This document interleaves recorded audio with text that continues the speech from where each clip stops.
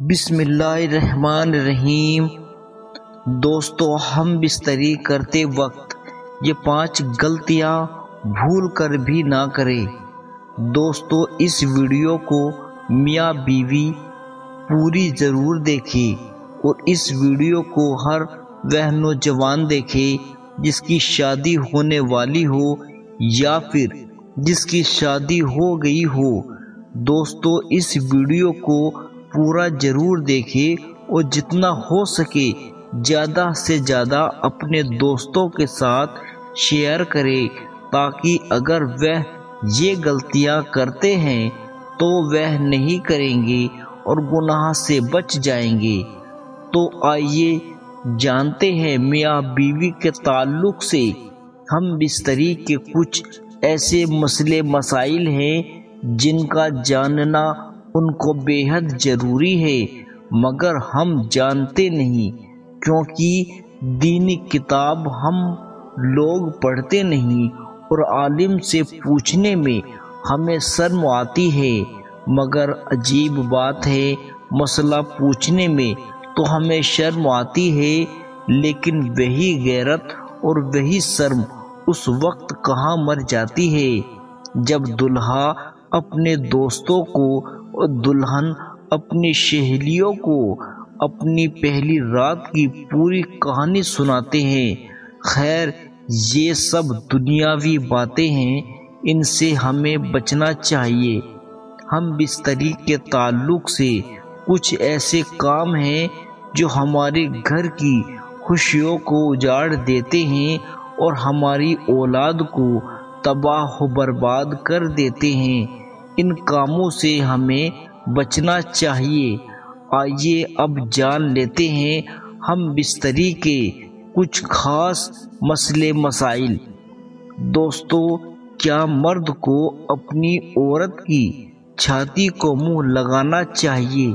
یعنی مرد اپنی بیوی کے پستان کو منہ لگا سکتا ہے، مگر اس طرح کہ دودھ حلق کے نیچے نہ اترے، یہ سخت حرام ہے۔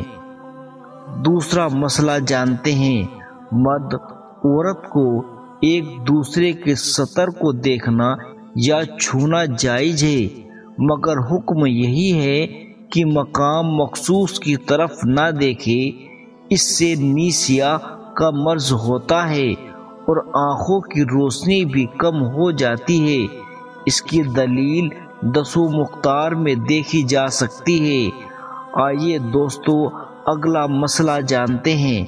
مرد نیچے ہو اور عورت اوپر ہو، یہ طریقہ ہم بستری کا جائز نہیں ہے، کیونکہ اس سے عورت کے بانجھ ہونے کا خطرہ رہتا ہے۔ بانجھ ہونا ہر عورت بخوبی جانتی ہے اور ہر مرد بھی بخوبی جانتا ہے۔ آئیے دوستو اگلا مسئلہ جانتے ہیں۔ اگلا مسئلہ بے حد ضروری ہے۔ عورت کے اندر مردوں کے مقابلے بہت زیادہ صحبت ہے، مگر اس کو حیا پر مسلط کر دیا گیا ہے۔ اگر مرد جلدی فارغ ہو جائے تو ہم بستری سے تو فوراً اسی وقت اپنی بیوی سے جدا نہ ہو، بلکہ کچھ دیر ٹھہرا رہے پھر جدا نہ ہو۔ اگلا مسئلہ جانتے ہیں۔ جس جگہ پر آپ ہم بستری کر رہے ہیں، اگر اس جگہ قرآن کی آیت لکھی ہوئی ہے، جب تک اس پر کوئی کپڑا نہ ڈالا جائے تب تک اس کمرے میں ہم بستری کرنا یا پھر برہنہ ہونا بے ادبی ہے۔ اکثر ایسا ہوتا ہے یا کعبہ شریف کا نقش یا مدینہ شریف کا نقش ہمارے کمروں میں جگہ جگہ لگے ہوتے ہیں، تو جب تک اس پر کوئی کپڑا نہ ڈالا جائے اس کمرے میں صحبت کرنا یا پھر ہم بستری کرنا یا پھر برہنہ ہونا بے ادبی ہے۔ ہاں، اگر قرآن جزدان میں ہے تو کوئی حرج نہیں۔ اور رہی دوستوں قبلہ رخ ہو کر بھی ہم بستری کرنا بالکل صحیح نہیں ہے، یہ گناہ ہے، اور شاید یہی وجہ ہے جس کی وجہ سے ہمارے گھروں سے خوشیاں اٹھ جاتی ہے، ہمارے گھروں میں نحوست آ جاتی ہے۔ سیدنا امام محمد غزالی رحمۃ اللہ علیہ نے فرماتے ہیں کہ ہم بستری کے آداب میں سے ایک آداب یہ بھی ہے کہ کعبہ شریف کی طرف منہ نہ ہو، قبلے کی طرف منہ نہ ہو، یہ مکروہ ہے اور خلاف ادب ہے۔ اس کی وجہ یہ ہے کہ کعبے کی تعظیم ہر مسلمان پر لازم ہے اور ضروری ہے، اس لیے کہ بندہ کعبہ شریف کی طرف منہ کر کے اپنے پروردگار کی عبادت کرتا ہے، اور کعبے کی طرف تھوکنا یا پیشاب کرنا یا پاخانہ کرنا ان سب چیزوں سے منع کیا گیا ہے۔ لہذا ادب یہی ہے کہ ہم بستری کے دوران کعبہ شریف کی طرف منہ نہ کریں۔ دوستو، یہ بہت ضروری مسئلہ ہے کہ ننگا ہو کر ہم بستری کرنا کیسا ہے۔ دوستو، ہم بستری کے دوران مرد اور عورت کوئی چادر ڈھک لے، جانوروں کی طرح ننگے ہو کر ہم بستری نہ کریں۔ حدیث میں ہے، اللہ کے رسول صلی اللہ علیہ وسلم ارشاد فرماتے ہیں کہ تم میں سے جب کوئی اپنی بیوی کے ساتھ ہم بستری کرے تو پردہ کر لے، اگر بے پردہ ہوگا تو فرشتے حیا کی وجہ سے باہر نکل جائیں گے اور شیطان داخل ہو جائے گا۔ کوئی بچہ اگر پیدا ہوگا تو اس میں شیطان کی ہی سی شرکت ہوگی۔ سوچئے انسان کی ذرا سی لاپرواہی کہاں تک نقصان کا سبب بن جاتی ہے۔ دوستو، اس زمانے میں تو شرم و حیا کا جنازہ اٹھتا جا رہا ہے۔